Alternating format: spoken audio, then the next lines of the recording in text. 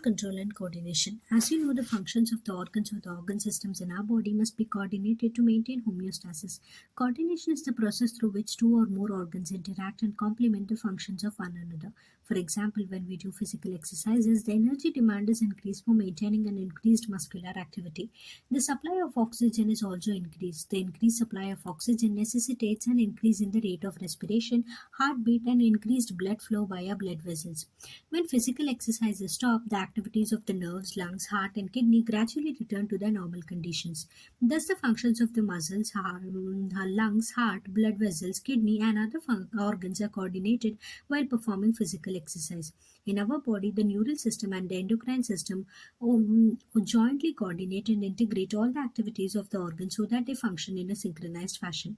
The neural system provides an organized network of point to point connections for a quick coordination. The endocrine system provides chemical integration through hormones. In this chapter, you will learn about the neural system of the human, mechanisms of neural coordination like transmission of the nerve impulse, impulse coordination across the synapse, and the physiology of the reflex action. Neural system. The neural system of all the animals is composed of highly specialized cells called neurons which can detect, receive, and transmit the different kind of stimuli. The neural organization is very simple in lower invertebrates. For example, in Hydra, it is composed of a network of neurons. The neural system is better organized in insects, where a brain is present along with a number of ganglia and neural tissues. The vertebrates have a more developed neural system. Human neural system. The human neural system is divided into two parts: the central neural system (CNS), the peripheral nervous system (PNS). The central nervous system includes the brain and the spinal cord and is the site of information processing and control. The peripheral nervous system comprises of all the nerves of the body associated with the central nervous system, brain, and spinal cord. The nerve fibers of the peripheral nervous system are of two types: afferent fibers and efferent fibers. The afferent nerve fibers transmit the impulses from the tissues or the organs to the central nervous system, and the efferent fibers transmit the regulatory impulses from the central nervous system to the concerned peripheral tissues or organs.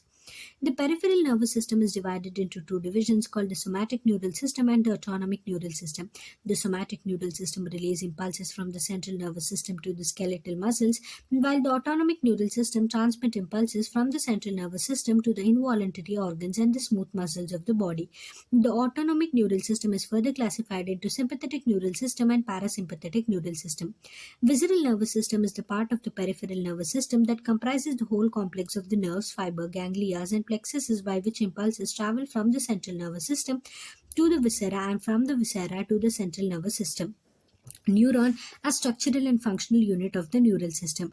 A neuron is a microscopic structure composed of three major parts, namely the cell body, dendrites, and the axons. The cell body contains the cytoplasm with typical cell organelles and certain granular bodies called nissel granules. Short fibers which branch repeatedly and project out of the cell body also contains the nissel granules and are called dendrites. These fibers transmit impulses towards the cell body. The axon is a long fiber, the distal end of which is branched. Each branch terminates as a bulb-like structure called synaptic knob, which possesses synaptic vesicles containing chemicals called neurotransmitters. The axon transmits the nerve impulses away from the cell body to a synapse or to a neuromuscular junction. Based on the number of the axons and the dendrites, the neurons are divided into three types. That is multipolar, with one axon and two or more dendrites found in the cerebral cortex; bipolar, with one axon and one dendrite found in the retina of the eye; and unipolar, cell body with one axon only, found usually in the embryonic stage. There are two types of axons, namely myelinated and non-myelinated. The myelinated nerve fibers are enveloped with Schwann cells, which form a myelin sheath around the axon. The gaps between the two adjacent myelin sheaths are called nodes of Ranvier. Myelinated nerve fibers are found in spinal and cranial nerves. Unmyelinated nerve fibers are enclosed by a Schwann cell that does not form a myelin sheath around the axon and is commonly found in autonomous and somatic neural system. Generation and conduction of nerve impulse. Neurons are excitable cells because their membranes are in polarized state. Do you know why the membrane of the neuron is polarized? Different types of ion channels are present on the neural membrane. These ion channels are selectively permeable to different ions. When a membrane is not conducting any impulse that is resting, the axonal membrane is comparatively more permeable to potassium ions, and nearly impermeable to sodium ions. Similarly, the membrane is impermeable to negatively charged proteins present in the exoplasm. Consequently, the exoplasm inside the axon contains high concentration of K plus and negatively charged proteins and low concentration of Na plus. In contrast, the fluid outside the axon contains a low concentration of K plus and a high concentration of Na plus, and thus forms a concentration gradient. These ionic gradients across the resting membrane are maintained by the active transport of the ions by the sodium-potassium pump, which transports 3 Na plus outwards for 2 K plus into the cell. As a result, the outer surface of the axonal membrane possesses a positive charge, while the inner surface becomes negatively charged and therefore is polarized. The electrical potential difference across the resting plasma membrane is called as the resting potential. You might be curious to know about the mechanisms of generation of the nerve impulse and its conduction along an axon. When a stimulus is applied at a site on the polarized membrane, the membrane at the site A becomes freely permeable to Na+. This leads to the rapid influx of Na+, followed by the reversal of the polarity at that site. That is, the outer surface of the membrane becomes negatively charged and the inner side becomes positively charged. The polarity of the membrane at the site A is thus reversed and hence depolarized. The electric potential difference across the plasma membrane at the site A is called the action potential, which is in fact termed as the nerve impulse. At sites immediately ahead, the axon membrane has a positive charge on the other surface and a negative charge on its inner surface. As a result, a current flows on the inner surface from site A to site B. On the other surface, current flows from site B to site A to complete the circuit of current flow. Hence, the polarity at the site is reversed and an action potential is generated at site B. Thus, the impulse action potential generated at site A arrives at site B. The sequence is repeated along the length of the axon and consequently the impulse is conducted. The rise in the stimulus induced permeability to Na plus is extremely short lived. It is quickly followed by a rise in permeability to K plus. Within a fraction of a second, K plus diffuses outside the membrane and restores the resting potential of the membrane at the site of excitation, and the fiber becomes once more responsive to further stimulation. Transmission of impulses. A nerve impulse is transmitted from one neuron to another through the junction called synapses. A synapse is formed by the membranes of the presynaptic neuron, the postsynaptic neuron, which may or may not be separated by a gap called synaptic cleft. There are two types of synapses, namely the electrical synapses and the chemical synapses. At electrical synapses, the membranes of the pre and the postsynaptic neuron are in very close proximity. Electric current can flow directly from one neuron into the other across these synapses. Transmission of an impulse across the electrical synapse is very similar to impulse conduction along a single axon. Impulse transmission across an electrical synapse is always faster than that across a chemical synapse. Electrical synapses are rare in our system. At a chemical synapse, the membranes of the pre and the postsynaptic neurons are separated by a fluid-filled space called synaptic cleft. Do you know how the presynaptic neuron transmits an impulse? Action potential across the synaptic cleft to the postsynaptic neuron. Chemicals called neurotransmitters are involved in the transmission of the impulses at these synapses. The axon terminals contain vesicles filled with these neurotransmitters. When an impulse action potential arrives at the axon terminal, it stimulates the movement of the synaptic vesicles towards the membrane where they fuse with the plasma membrane and release their neurotransmitters in the synaptic cleft. Released neurotransmitters bind to their specific receptors present on the postsynaptic membrane. This binding opens ions channels, allowing the entry of the ions which generate a new potential in the postsynaptic neuron. The new potential developed may be either excitatory or inhibitory. Central neural system. The brain is the central information processing organ of our body and acts as the command and the control system. It controls the voluntary movements, balance of the body, functioning of the vital involuntary organs, example the lungs, heart, kidneys, etc., thermoregulation, hunger and thirst, circadian 24-hour rhythms of our body, activities of several endocrine glands, and human behavior. It is also the site for the processing of vision, hearing, speech, memory, intelligence, emotions, and thoughts. The human brain is well protected by the skull. Inside the skull, the brain is covered by cranial meninges consisting of an outer layer called dura mater, a very thin middle layer called arachnoid, and an inner layer which is in contact with the brain tissue called pia mater. The brain can be divided into three major parts. One 1, forebrain, midbrain, and the hindbrain. Forebrain. The forebrain consists of cerebrum, thalamus, and hypothalamus. The cerebrum forms a major part of the human brain. A deep cleft divides the cerebrum longitudinally into two halves, which are termed as the left and the right cerebral hemispheres. The hemispheres are connected by the tract of the nerve fibers called corpus callosum. The layer of the cells which covers the cerebral hemisphere is called the cerebral cortex and is thrown into prominent folds. The cerebral cortex is referred to as the grey matter due to its greyish appearance. The neuron cell bodies are concentrated here, giving the color. The cerebral cortex contains motor areas, sensory areas, and large areas that are neither clearly sensory nor motor in function. These regions are called as the association areas and are responsible for complex functions like intersensory associations, memory, and communication. Fibers of the tracts are covered with the myelin sheath, which constitute the inner part of the cerebral hemisphere. They give an opaque white appearance to the layer and hence is called as the white matter. The cerebrum wraps around a structure called thalamus, which is the major coordinating center for sensory and motor signaling. Another very important part of the brain called the hypothalamus lies at the base of the thalamus. The hypothalamus contains a number of centers which control the body temperature, urge for eating and drinking. It also contains several groups of neurosecretory cells which secrete hormones called hypothalamic hormones. The inner parts of the cerebral hemispheres and a group of associated deep structures like amygdala, hippocampus, etc. form a complex structure called the limbic lobe or the limbic system.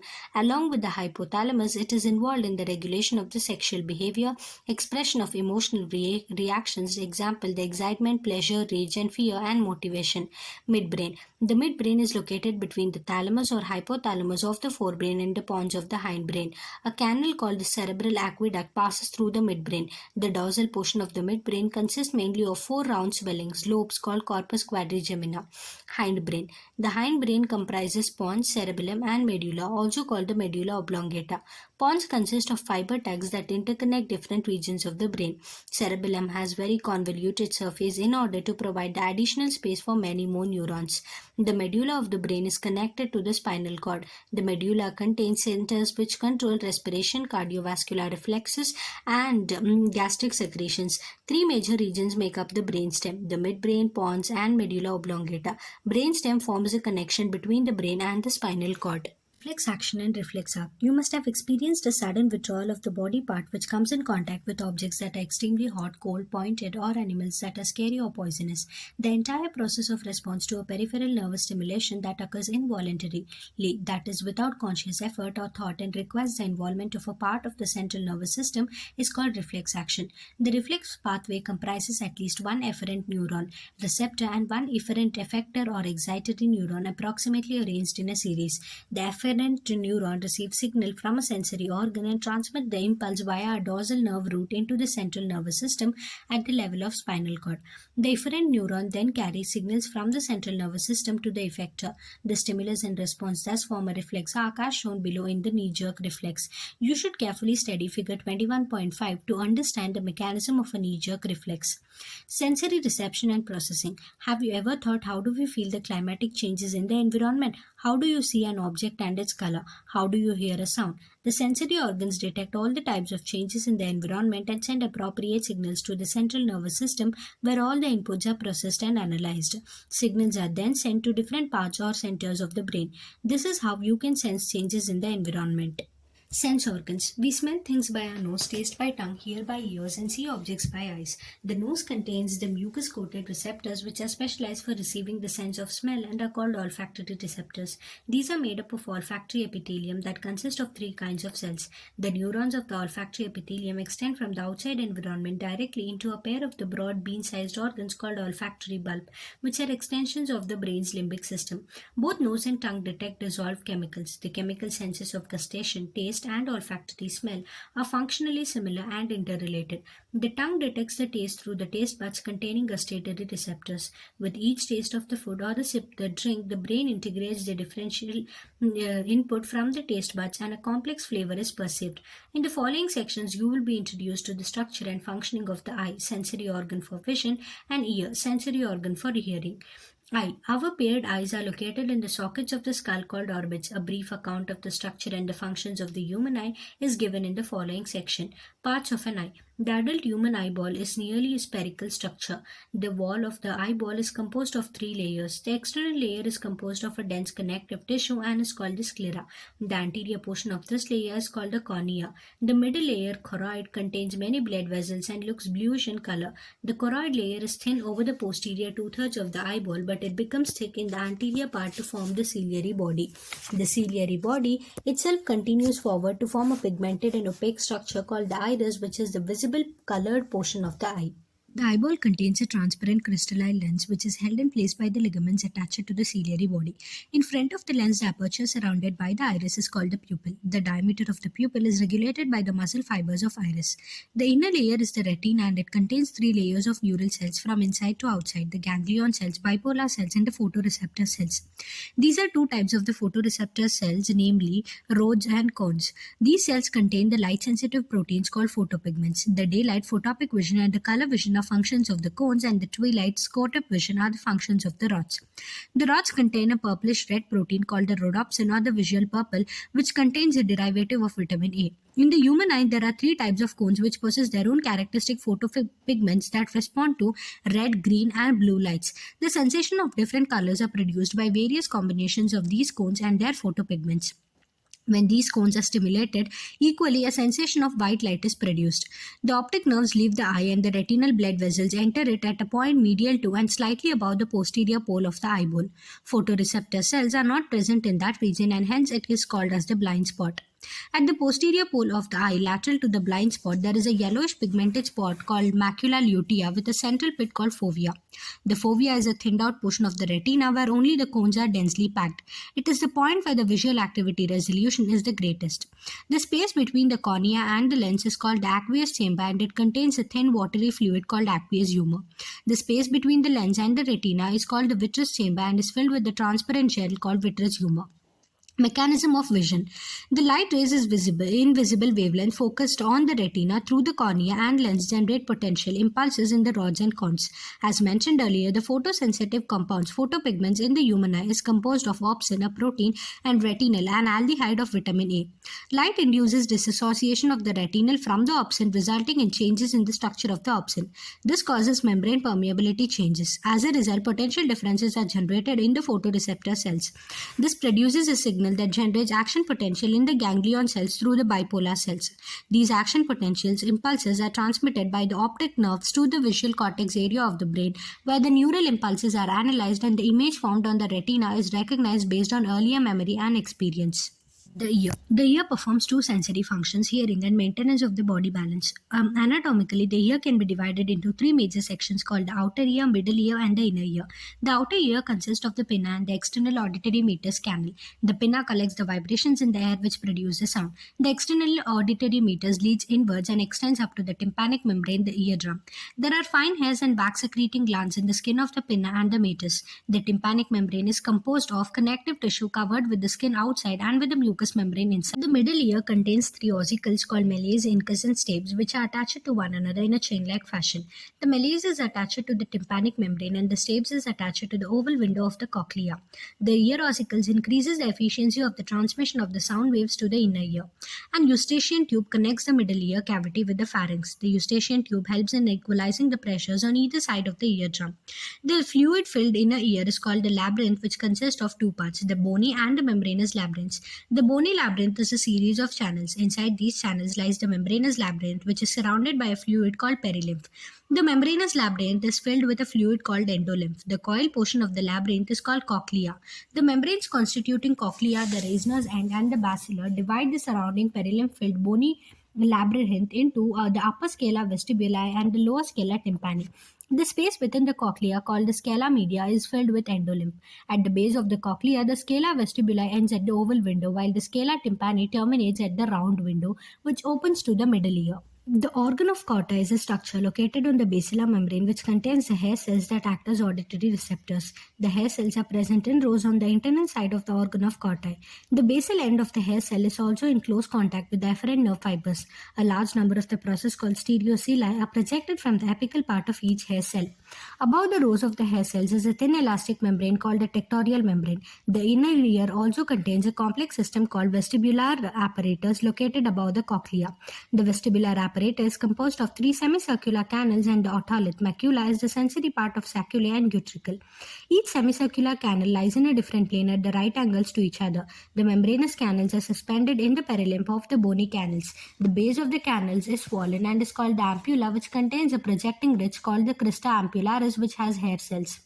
The saccula and the utricle contains a projecting ridge called macula. The crista and the macula are the specific receptors of the vestibular apparatus responsible for maintenance of balance of the body and posture.